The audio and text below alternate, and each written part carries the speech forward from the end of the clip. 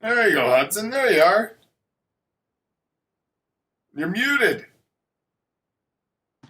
Sorry, I don't want to override the stream or anything. Oh yeah, no worries. Wait to see who shows up. Where you at, Hudson? Johnstone. Where? Johnstone. Where's that? On campus? Oh, it's a dorms. You stayed in the dorms? Yeah. Nice. Thanks. Uh, so did that office work the other day? Were you able to install that? Oh, yeah. Yeah, it worked. Thank you. Yeah, you bet. And sorry about the email issue. I didn't realize that the emails weren't going through on ECAT.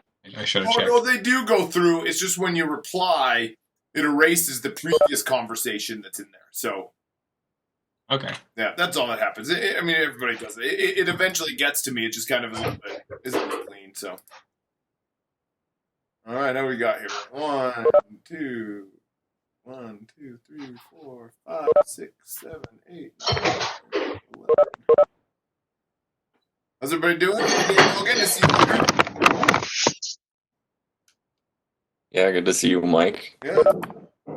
Everybody healthy?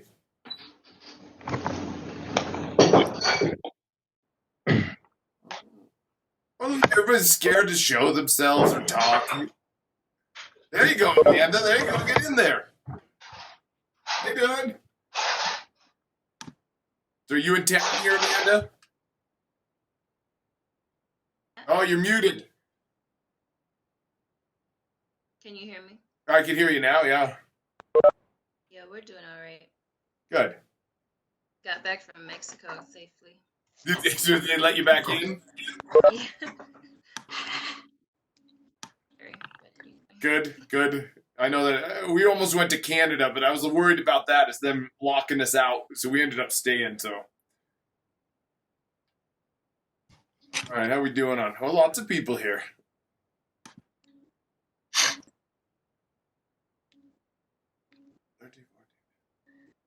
Well, 18 out of 45. That's not bad. Lee, how you doing? Trevor, how you doing? Good. How are you? Good, good. How are the lectures going? Are they doing all right? Yeah. I mean, they're probably a little better that way, right? Fast forward, I think I'm averaging like 20 minutes is what you guys watch those for. It's a 50-minute lecture, and the average view time is 20 minutes. So it's not bad. It's gone up. The first few weeks, it was only 6 minutes. 6 minutes is how long you guys are watching my videos for. So, how you doing, Kyle? You're muted there. That's all right. Can you hear me now? Yeah, I can hear you now. Yeah, it's probably. Yeah, I'm good, thanks. Yeah, good. Oh, look at it. People filling in now. I think once everybody gets on here, I'll probably mute. I think I can mute all of you. And then I think that there's a way that you can, like, if you have a question or something like that, you can raise your hand. Yeah. If you guys messed around with this at all. Hey, Liz. It's enough. What are you doing, Liz?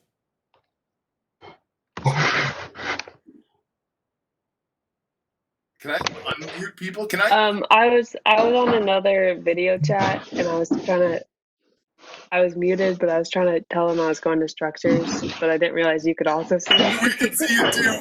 You were all doing some stuff there, so yeah. All right. Oh, we got another Logan here. How you doing, another Logan? Good. Good. I was gonna give a few minutes for people to show up. We got 20 out. I'm going to record this too. Actually, I think I'm recording it right now, so I'll post this afterwards. So, but I did want to have, like, this is more efficient than trying to answer a bunch of questions outside of via emails and stuff like that. That's what I'm learning. Originally, when they were here to teach all these classes online, I was like, oh, this is great. You know, I could just record lectures on so much free time. That's not the case. I do not have any free time. I spend most of my days just emailing, returning emails. So, well, how do I do this? No, maybe we'll get started here. I'm trying to see if I think I can mute all of you. Or you can just mute yourselves. That also works. Oh, yeah, look at that. Mute all. I'm going to mute all of you. Marika, how's it going? I just responded to you finally. Thank you. You bet. Yep. Sorry it took me so long. Like I was just telling these guys, most of my days is spent answering emails, and then recording lectures late is what I do. Yeah. Oh yeah, everybody's really filling in now. Okay, up to 24, about half the class here now. Everybody staying healthy? I'm gonna take that as a yes. Everybody's sick. I think I mentioned in my video yesterday. Oh, Jock, how you doing? Good, how are you? Good. I mentioned in my video yesterday. One of my dynamic students has it and has asthma and has having some major issues. So it's real and it's here. So hopefully everybody's staying healthy. All right, your other classes going all right? Nope. No. I mean, the people are doing it. I mean, they're doing this, right? One of our faculty members, when we first said we were going to online, his immediate response was, online? Could you tell me about this online thing? And we're like, oh, shit. It was an older gentleman that did not know what online was. It was like, oh, man, this is going to be tough. So, all right.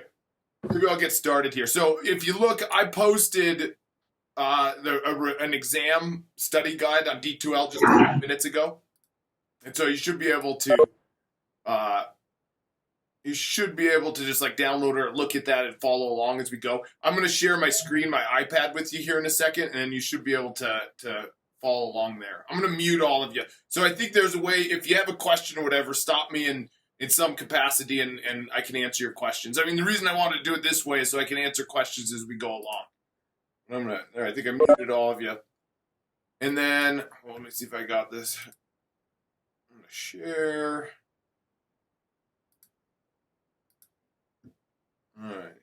So you all see my iPad there, hopefully. And so I'm just going to go through this study guide from start to finish, and if you have any questions, stop me along the way.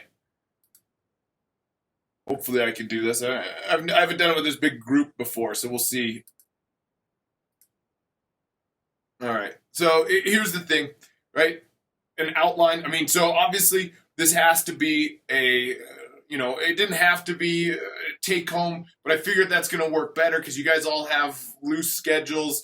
The class is really weird the way it is, the way that I'm delivering it stuff, and I understand that. And so, I'm not going to make it. I'm going to make it a little bit harder, but not too much harder than I would a standard exam that you would take in class. And so, I'm just going to structure it the same way. The first third of it is going to be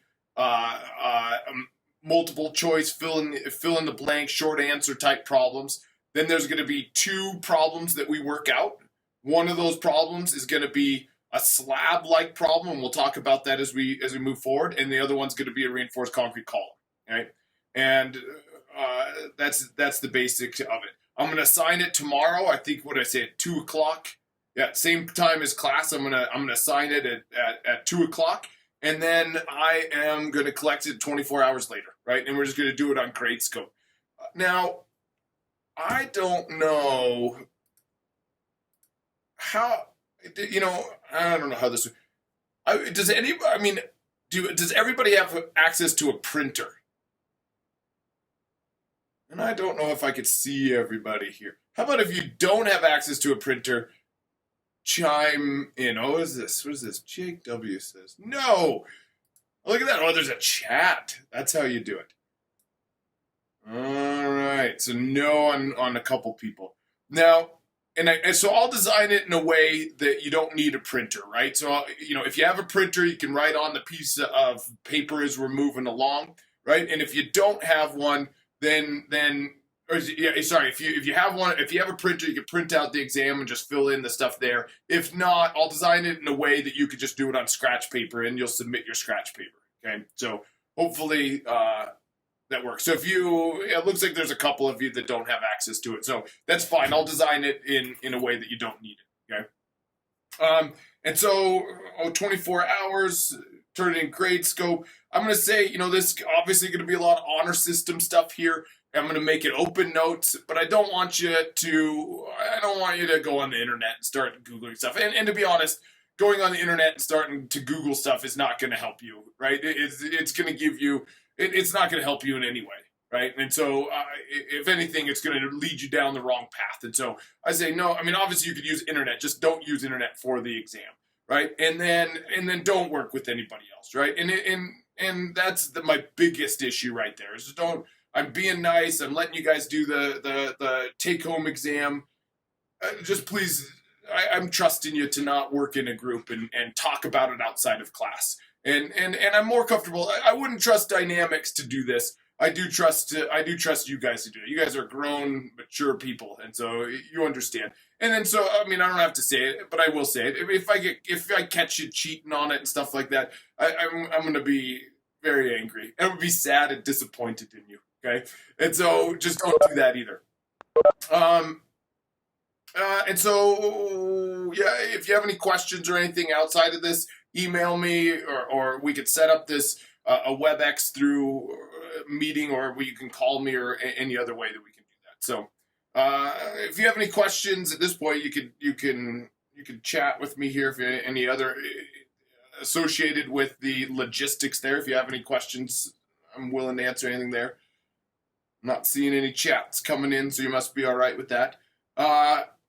So let's just go through this, right? Just a refresher of what it is that we covered so far. So we started out, after the last exam, we finished up with, the last exam we finished up with shear design of reinforced concrete beams, right? And now, then after that, we did development length, and we maybe had like one true-false question or something like that on the last exam associated with that. I'm not gonna focus on that at all in this. We didn't do a problem with it. We just talked about it, talked about the issues and what the basics were, but that's it. Okay. And I'm gonna leave it at that. Now,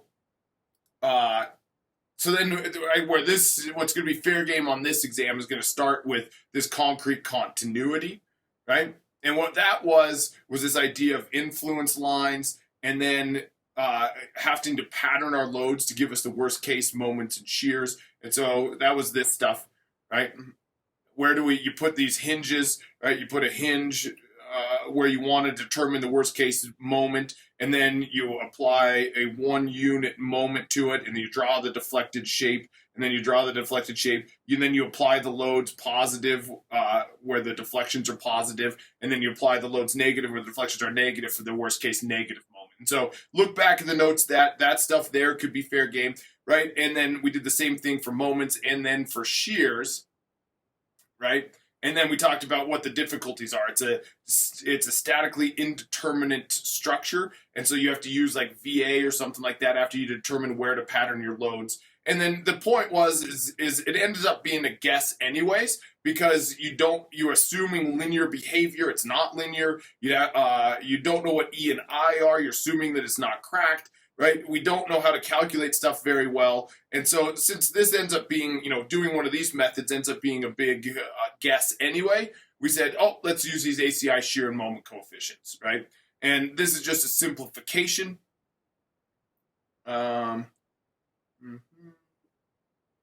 That's just chapter 15. Right? I don't know what that chat is. Okay. And so that's what these guys are these simplifications for predicting what your moments and shears are at all your locations as you move across this thing, right? And this works for beams, or this works for columns. This works for beams, or this works for slabs, right? And we used it for slabs, but really it works for beams as well, right? There's nothing over here that says this has to be just for column, or for slabs, that is. And so we looked at applying these things as you go across, right, negative, positive, negative moments as we move across this thing. You did a homework problem with the slabs. We had them for shears as well, okay? And then we had these reasons, or these rules that had to be met. And then I made the mistake of making a homework problem where you actually violate this requirement. So technically, you're not allowed to use these shear and moment coefficients. But all I wanted you to do is just note that and move on, because if you weren't to use these shear and moment coefficients, you would have to use this method, right? And that's beyond the scope of what we're going to do in this class. Okay. And so, we did those shear moment coefficients and we applied those things. And then, we then dove in and started talking about slabs, right? And so here's our slabs. We talked about the different types of slabs: one-way slabs, two-way slabs, flat plates, flat slabs, pan decks. These are the most common slabs you'll find in real structures these days, okay? But then this slab is what we talked about for the design, a one-way slab. And that's where this length right here is twice what this length is right here, right? And then that's where you get a one-way slab. And the way we designed, or the way we talked about designing these things, was making a 1 foot wide beam. And so there'd be 1 foot wide beam that spans across the short area, right? It spans the short distance, and then it'd be going around that. And there's a bunch of 1 foot wide beams that are stacked next to each other, is how we talked about designing slabs. And that's a very, very, very common way that we design reinforced concrete elements. If you've got this big, massive concrete element, right, like a slab, then you break it up into 1 foot wide beams and you design them that way. You do that way for retaining walls. If you had a retaining wall, you design a retaining wall as a 1 foot wide, because it's, a retaining wall, it's really, it's really long. It goes on for a really long distance. And instead of designing it as like a really long beam, you just pretend that it's a 1 foot wide beam and go from that. Okay. And so that's an important concept to get, is this idea of taking this massive, super long thing and turning it into 1 foot wide elements and designing a 1 foot wide element. Okay. And then, once we got that, we then talked about, well, how do you go about designing these things? Here's kind of the procedure. You design for shear, because the only way you can increase your shear capacity is increasing the depth of your slab. Otherwise, you can't increase the shear capacity, because you're not putting in stirrups. That's what we did in beams. We put stirrups in it, and that enabled us to increase our capacity. And so the only way we could do that is by increasing this depth right here. It's the only way you can increase the shear capacity of a slab. So I think the way we actually designed these things is we looked at deflections and this H minimum table. That gave us our depth. We made sure that it was okay for shear, and then we designed for the moment capacity. And you just finished a homework with that a couple of days ago, right? And so then that involved solving this quadratic and then putting it in our table and stuff like that. But then the thing to keep in mind is when you get done and you solve for the area of steel, right? That area of steel is the area of steel required per foot width of beam. Because there's right, we're pretending that it's just a 1 foot wide beam. If we pretend that it's just a 1 foot wide beam, then the steel we get out is how much steel we need per 1 foot wide of beam. And then we don't have to space that steel at exactly 1 foot. They're not really 1 foot wide beams. We're just pretending it. So think about smearing that steel across the whole section. And then that's where this stuff came in, right? Area steel per foot. You take the area of the 1 bar, you divide it by the spacing, and that gives you the average area of steel per inch. And then you multiply by 12 inches per foot, and it gives you the average area of steel per foot. And you could use this table right here, right, for looking up what that value is, or you could calculate it using this method right here, using it like this, right? And so you could have programmed that into your Excel spreadsheet as you were going along, right? And you might be asking yourself, well, how the hell? I mean, that was a lot involved with doing slab design, right? Checking the shear capacity and the depth, and then making an Excel spreadsheet. How am I going to ask a question associated with slabs? So I've got ways. I've got my methods. Okay. And the other thing, I mean, a hint here. I mean, think back to when I was talking about this. It's not just slabs that you design for being a 1 foot wide section. There could be other things as well. And this is a hint, wink, wink, right? Maybe it's something else that we design as a 1 foot wide beam. Okay. And go from there. Right, just trying to design something that's going positive, negative moment as you go across. I'm not going to have you do that many types of design. So there might be another another method that I can kind of tease out that information from you. Then there was also this minimum steel requirements, and this is where, this one's been confusing to students for a very long time in the past, right? And you're not, if you were confused by this, you are not the only one by any means over the years. Let me see something. Oh, there I can see everybody. And there's a lot going on with the secondary direction, and what we're designing for is when we go back to the slab up here. Right, here's our slab, and this is the 1 foot wide beam we're talking about designing, right? Well, we're designing it this direction for strength in this particular problem.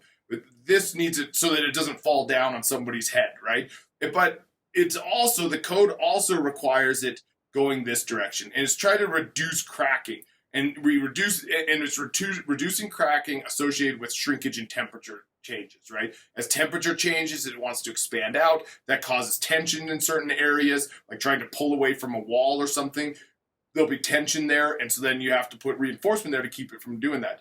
Shrinkage is what happens when the concrete dries out, and it wants to, the slab really does shrink and tries to pull away from a wall and causes tension in certain areas. And so we have to put reinforcement this direction. And the reinforcement that direction has nothing to do with strength, okay? It's straight up, you just have to meet these requirements, right? I mean, right here. You have to have a spacing of it in the primary direction for strength. It has to be at least 3T. And then in the secondary direction, it has to be at least 5T. And then you have to meet this minimum steel requirement that comes from this table right here, right? And so you literally just like we did in the example, you just calculate what that value is, and then you just size your steel to meet that requirement. Okay, and that's kind of where that played in. And so hopefully people were able to grasp that. The other thing I should note is my notes. When I originally did my notes, I left it has to be less than 18 inches out of this part right here. So you might make note that there is this 18 inches. I don't see an exam question necessarily, going back and testing that finite of I guess that discrete information, but just for your notes to be complete, that S max has to be less than 3T or 18 inches, whichever one's smaller, or in the secondary direction, 5T or 18 inches, whichever one is smaller. And I do that again. I do that eventually later, but I did leave it out of the notes when we covered it. And then there's a clear cover of 0.75 inches and a beam with the for beams we use 1.5 inches, and for slabs you use 0.75. Okay, and so that was kind of slabs. Let me go back over to the study guide. So that gets us through most of what we've covered in this class so far, right? Is all of that components, right? So there isn't a lot that we've covered since the last exam, to be honest. And then columns was pretty straightforward. And we'll look through the notes here in a second on that. So there's the columns, right? The big differences, we talked about spiral versus tied, right? And the benefits of them. Here's a tied column. Somebody pointed out, I made that homework problem pretty confusing because I called it spirally tied, is what I called it. So technically, these things are tying in, like this spiral or these discrete ties are tying in the longitudinal reinforcement and the core. So it's okay to call them spirally tied, but that adds some confusion. So it is the discrete ties are usually what you find in rectangular specimens, right? You made some of these in lab. And then the spirals are just one continuous piece of rebar that gets bent around, right? And the reason for those is they confine the core, they prevent the longitudinal reinforcement from buckling out, and they act as shear capacity, or they add to your shear capacity as well if you had bending and axial load on this thing at the same time. We briefly talked about other types of columns, right? We have concrete inside of steel, and we have steel inside of concrete. So both of those, we didn't talk about the design of these. MDT uses these. We have a research project on those, right? And then we say, what's the benefit? Spirals behave beautifully compared to the tied columns. And I don't know if you guys saw that. I'm not sure if Jaden posted anything online about, he did post he broke your columns, and he posted those videos, but they've had no editing on them whatsoever. They've just said, here, you can watch them. They're each like 10 minutes long, and you can see where, you can kind of see this different behavior. And really the big thing to see, and if I were you, right, I would just go look at those, right? Go to I think it's under content, go there, open them up, and then kind of usually nothing happens for the first 5 minutes. Kind of fast forward, and then you can see right near the end, right, you could see, and honestly, I think the spiral or the tide one looks like this at the end, and then the spiral one looks like this at the end, right? And the idea is this one's really good at confining the core, and so then its behavior is very ductile like this. This one's really bad at confining the core, and so it goes like this and craps out pretty early. And then if you don't have any reinforcement whatsoever, right, if you just had a cylinder like that, it would go, right? But I'd take a look at those videos, right? I would have liked to have seen them pushed a little bit further than what they did. I think that the program stopped, but I think if you could have kept pushing them a little bit more, you might have seen a little bit more. I mean, this guy, you can it really deflects a lot before it actually fails. I haven't looked at the data either, but we're not going to have a lab report on the columns. I just wanted you to be able to see that behavior, right? And so take a look at those videos when you get a chance. And so then we went into the actual design of columns, right? The design of columns, we had mechanically or concentrically loaded short columns. And all you do is you put a 0.0038 strain across the entire length of this thing, and that gives you a stress in your concrete of 0.585 F prime C. And then it also stresses your steel. It turns out if you've strained your concrete to 0.003, your steel has yielded, right? This happens at about 0.002. So our steel has yielded. And so all of our steel components have yielded. You just take those multiplied by their areas, and then you take this stress and multiply by the area over which it acts, and it gives you this equation right here, right? And so that's your axial load for a column, which is really neat, is because that is almost identical to what actually shows up in the code. That is almost identical to what shows up in the code, with the exception of a couple things out front. Pretty simple mechanics. The mechanics get way more complicated when you have axial load and bending, right? You have basically the beam stuff and this column stuff from above, and then you have to do this internal iteration to try to find the neutral axis, right? If you go into grad school or go on to take like a more advanced concrete class, you'll dive into how the PM interaction diagram works. But the idea is if you have a column, the axial loaded column, and you add moment to it, it decreases your axial load capacity. But if you have a beam and you add axial load to it, it increases your moment carrying capacity. And so there's these PM interaction diagrams. The way you work them is you plot PU and MU, and if it's inside one of these curves, you're good to go. If it's outside one of the curves, you're no good. Okay, and that's like that's ultimately how this design ends up being. Is you look at these curves and there's a whole bunch of these, right? You'd have one for a certain size column with reinforcement. There'd be another one for a different size and another one for a different size, and you'd plot it, and then you read up and to the right, and that's the one that would be like the design that you would use. But we're going to do that method in steel a little bit later. Steel, there's this thing called lateral torsional buckling, and these curves are going to play in steel design for sure. So then we looked at what the code was. The code, here's what the code requirement is for the capacity of your column. Pretty straightforward. The only thing, you got a phi factor that depends on if it's the same phi factor that we use for beams. It's either 0.65 or 0.75, depending on if it's spiral or tide. And then this alpha factor to account for accidental eccentricity. If you've accidentally not loaded it concentrically, then it comes back up to this, the PM interaction diagram. If it's accidentally have a bit of moment on it, your capacity's gone down, and so that alpha accounts for that decrease in capacity. Just a little extra conservatism built into the code.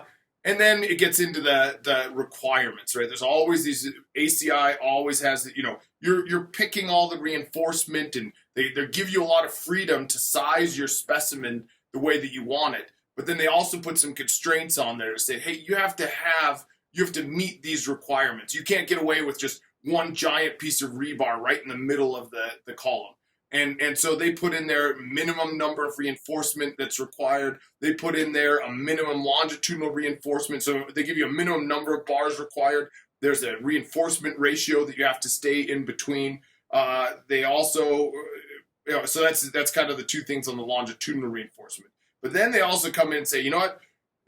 You also have to tie everything. We're expecting to get a certain amount of ductility out of these things. We're going to prescribe to you how you put in these ties, right? And they gave us a whole bunch of rules associated with that. You can look back at one of the previous lectures and kind of talked about those, but they give us rules that tell us, how, what this cross-sectional or what this looks like, what this detail looks like. Do you need diamonds in the middle? Do you need these J hooks in the middle?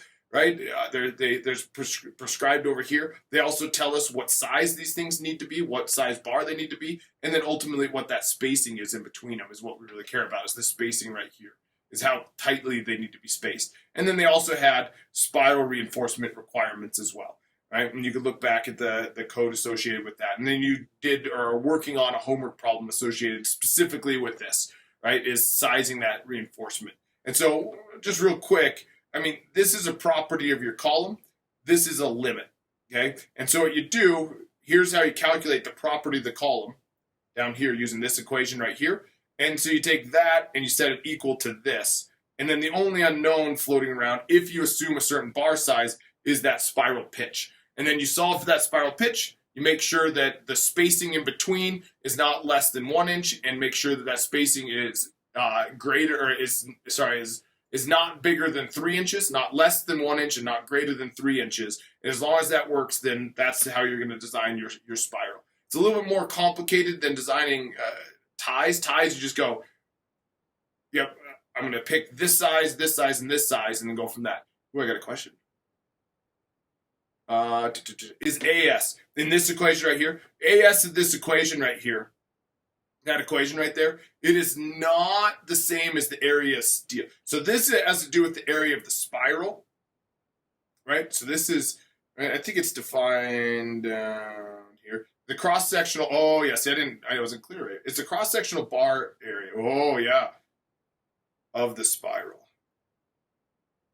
My notes are not, right? And so it's of the spiral. So if your spiral was made out of a number 3 bar, you would use 0.11. If your spiral was made out of a number 4 bar, you'd use 0.2. So it's not the same as the AST that was used, right? The AST was the longitudinal. It had to do with this area of steel, right? The longitudinal reinforcement, right? That's going lengthwise along it. We're sizing the spirals like that are going around the outside. And so in that equation right there, it's the cross-sectional area of the spiral, right? And if you look at what it's doing, what this is doing is it's calculating the volume of steel over one pitch, right? And so right here's the pitch. It's going like this all the way around. That's one pitch right there around that length, right? So it's not perfect because it assumes it's all in the same plane. But really, it dips down a little bit. But if you can imagine if this was like connected up there. So what it does is it says, I'm going to look at this cross-sectional area like this. I'm going to take that area, so that's the AS that I'm talking about, and I'm going to multiply it by this length right there. And if I take that area and I multiply it by that length, that gives me a volume, right? And so that's what this is doing. AS is that cross-sectional area, and then pi times D. Pi times DC minus DB puts me at the center of that. That would put me at the center of this bar and the center of this bar. And then I take that cross-sectional area and I multiply it by that length. And so that gives me that volume. And this other one right here, that's the area of a circle, right? Pi DC squared over 4. And so that gives me the area of this circle. And I take the area of that circle and I multiply it by that pitch. So I would take that area of this circle right here and I multiply it by this distance there, and then that gives me a volume of the core. So you can imagine like a little cylinder there, and you're calculating the volume of that cylinder. That's a great question. Is the clear cover always assumed to be? Yes. Yep. In these columns, we're going to assume that the clear cover is 1.5 inches. Okay, and so for most structural elements besides slabs, this 1.5 inch clear cover is standard, right? Sometimes if you have a column that's going to be exposed. Like if you took a column and it was going to be embedded in seawater, right? That's a very harsh environment, and it would destroy that steel if the concrete ever made it to it. Or sorry, if the seawater ever made it through the concrete to the steel, you'd have some major issues, right? So if you have particular applications like that, you increase that clear cover to like 3 inches. But for standard structural design, you make that 1.5 inches. Okay, and then that DB. The next question was the DB, the diameter of the spiral, and it is. That's the diameter of that spiral. Oh yeah, diameter of yeah. You just didn't let me finish first. I wasn't done with my notes. Okay, diameter of the bar, and it's of the spiral. And so again, what's happening is what this equation is doing. This equation is it's getting you to the center of the bar, and so like on this side, it's right, DC I have shown there, and what it does is it goes in right. This bar has that thing has some width to it.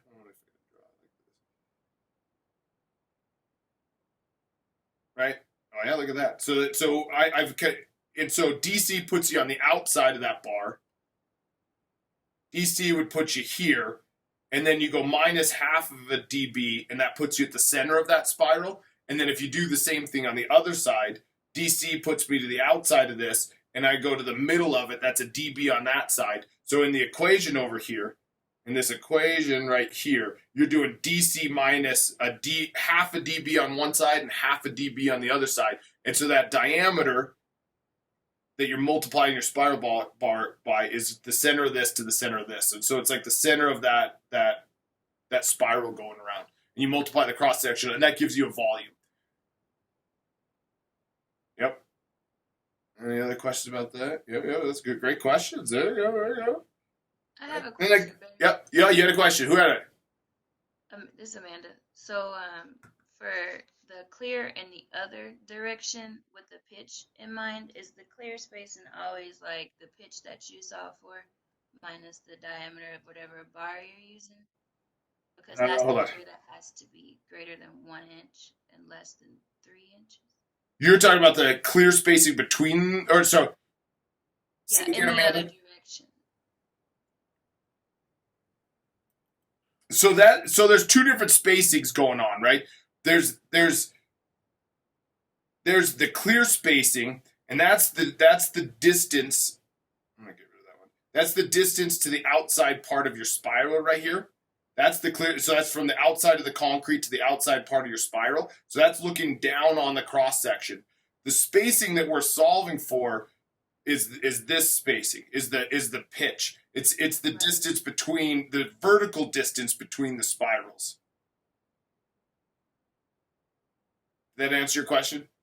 Yeah, so when on the the design, when you're saying that the clear has to be greater than 1 and less than 3. That's the pitch clear. So maybe that's not clear in the notes. Let's see, where is that at? Where was that at? That's a good question. I want to make sure that, I mean, it's very unlikely for me to make a mistake like that. But where did I put that limit? It's written on that procedure, but I don't know where else it is. Yeah, it's in here. So it's highs, spirals, spiral or bar wide diameter shall be less than volumetric. Oh yeah, right here. This is where it's at, Amanda. In the code, it's right here, right? And so this is associated with the pitch, right? Not the clear cover. This has to do with the pitch. It's not exactly the same as the pitch because it's the right pitch gives you right. I think that's what I was talking about here. Pitch is the center to center distance. And then the clear is the distance between there, right? And so that 1 inch and 3 inches, this stuff, 1 inch or 3 inches right there, that has to do with the spacing in between the spirals. And the reason for it is that they don't want you being more than 3 inches because then your spirals aren't going to be good at confining the longitudinal reinforcement. But then if it goes less than 1 inch, your aggregates won't fit in between it. So if you cast this, you're casting this and you have all your concrete, falling down in there. You want to make sure that the aggregates can like migrate through the spirals. And so that's why there's this 1 inch or 4/3 of the diameter of the aggregate. So if you're using a large aggregate, usually it's a 3/4 inch aggregate, so that 1 inch it's the same. But then sometimes if you had a larger aggregate, you have to make sure that spacing is wide enough that aggregates can fit in. And that's versus the clear cover. The clear cover is this distance from here, like from here over to here. That would be the clear. And that's what we're saying is 1.5 inches. So the spacing can't be bigger than 3 inches plus the diameter of whatever spiral you choose?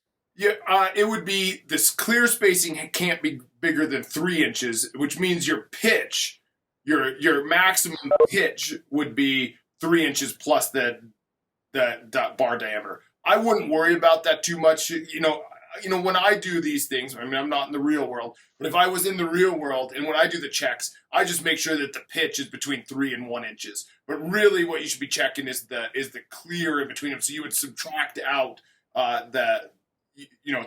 this clear spacing right here would be the pitch minus 1 bar diameter, right? And so technically, the pitch minus 1 bar diameter, S minus dB would have to be less than 3 inches and greater than 1 inch, right? So that's technically how it would be written. Let me make that a little bit clearer. That makes sense? Oh, Yeah. That was really big. Yeah, that answers my question. Thank Okay, perfect. Sorry. All right, let me look back at the what else did I say was on this study guide?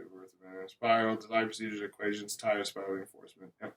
And so, that gave you a little design guide, right? And obviously have that sucker ready to go on the exam, right? And it's, you did it for a circle, you did it for a square, you could do it for a rectangle, right? I mean, there's not many questions I can ask you associated with the columns. As long as you understand how to do the columns, this one's going to be pretty straightforward. This one's usually a little softball I toss you guys, right? That, there you go. If you know how to do the homeworks, and it's usually a pretty straightforward problem.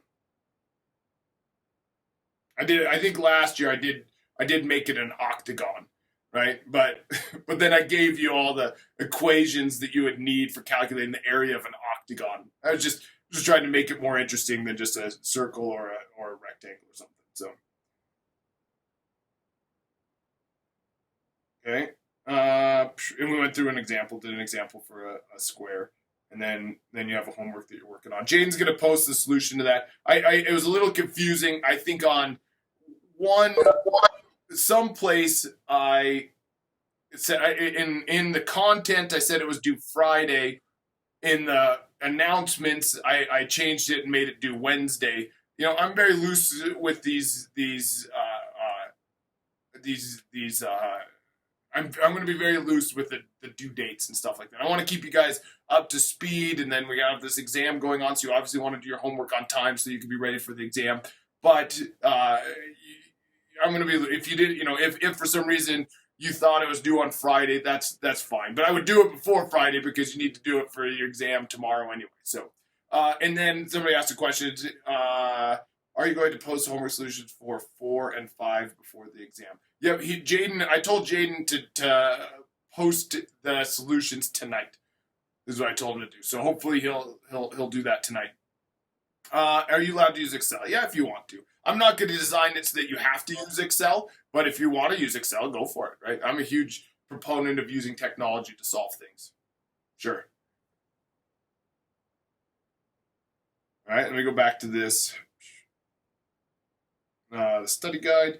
Oh yeah, and then the last thing is I'm going to add in a question or two about the introduction to steel, right? And that's just to keep you going and make sure that you're keeping up with the, I posted a lecture last night before I left, so you can watch that video, and I've got, I kind of cover all the introduction stuff, and then also that video, I might pluck a problem or a question off of that video to make you watch that sweet steel design video. To be honest, it is pretty nice. I mean, it's you don't have to watch the whole thing. You could skip forward through some of the stuff, but like especially when it shows the you know it takes the steps through all of that process that I talked about in the lecture I posted last night. But then it also has visuals associated with it. You can kind of see the steel mill working. You could see him rolling those sections. You could see the fabricator and stuff like that, and see the fabrication. So it's worth looking at. It's probably part of steel design that you haven't thought of or seen before. Is how it actually goes into practice. Cool beats. I mean, that's all I had prepared for you. I mean, does anybody have any questions or concerns or homework questions or anything like that associated with this stuff? I have a question about slab design. Sure. I feel like in the notes we kind of skipped over where you start for the required spacing of the bars. Like on the example, you just start at 16, and Yep. Good question. I mean, didn't really know. Yep. And so really, the idea behind it, Amanda, would be that you would use this table right here, right? So if you go through a design, right, and this table, like for instance, if you know the problem is that I picked something that was bigger. I picked it at 16 inches just because it was allowed to do that. But this table or a table like it, right, what it would be the key. That would probably be the easiest thing to do. And if you were to use this table, and you're right, I did skip over this pretty quickly, but if you were to use this table, it would be like, oh, we got done with this, and it said, I need an area steel of 0.15 inches squared per foot. So what I would do is I'd come down to this table, and I would try to find 0.15 inches squared per foot. And so right here, you could find it, right? 0.15 inches squared per foot. And so to get 0.15, I would use a number 3 bar spaced at 9 inches. And then I would select that. Okay. What I did when I originally solved this is I set my Excel spreadsheet up to solve for what spacing would be required if I used a number 4 bar. Right. And so I basically had this little equation. I basically the area of steel required times the spacing divided by 12. And then I was matching what bar size I would need based off of that.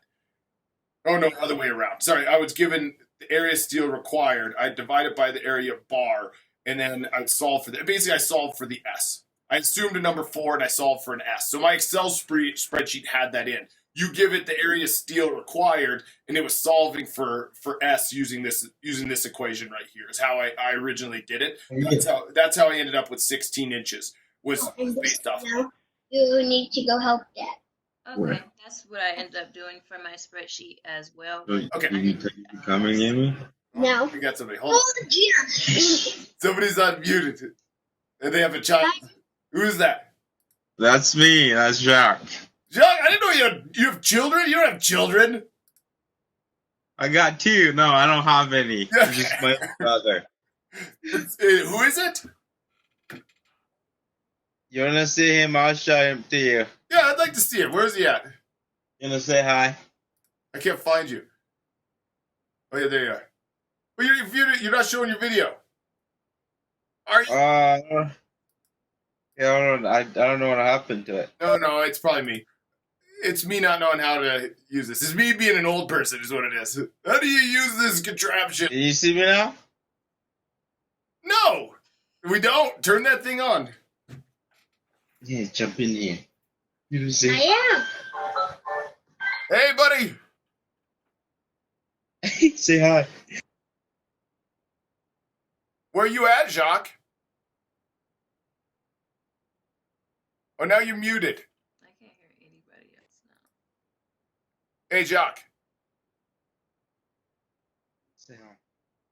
I said hi. Oh, then now I can hear you. Where are you, Jacques? Who is that? That's Are you back home? Oh, he keeps getting muted. All right. Anyways, okay. I don't remember what I was talking about. It was very common for me, right? To get lost. You guys have any other questions? No? Now he's back on. Okay. Oh. Okay. That's all I had for you guys. Wow. It's good to see all of you. Or some of you. And then we'll, like I said, I'll post this recording on there if you want to go back and look at stuff. Did that answer your question, Amanda, by the way? Where I got my spacing? Barry, you're on mute. What was somebody tell me that? Okay. You sons of bitches. Again. You can tell me that. Yeah, like this is an old person. What's happened? I'm an old person. I'm an absolute old person. Son of a gun. Hey, so, any questions? Did that answer your question, Amanda? Okay. It's really hard for me not to touch my face. I'm always stroking my beard. I'm totally catching it. I can't not. I listen to a podcast that says all you have to do is wash your hands and just don't touch your face and everything's going to be okay. I can't do it. That's too difficult. That's too hard. It's too hard. Okay, so I'll post this. I'll post this recording. And then I'll post the exam tomorrow at 2:00, and then you have 24 hours to do it. And in the meantime, you can ask me questions associated with it. I'd like you to work. You know, if it's something that's not clear and you want clarified and stuff, I'll help you with that. I'm not gonna do it for you unless you start crying. If you start crying, I'll probably help you do it. So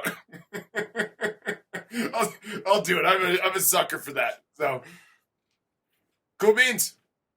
All right, well, it's good seeing you all. Hang in there. All right, bye-bye.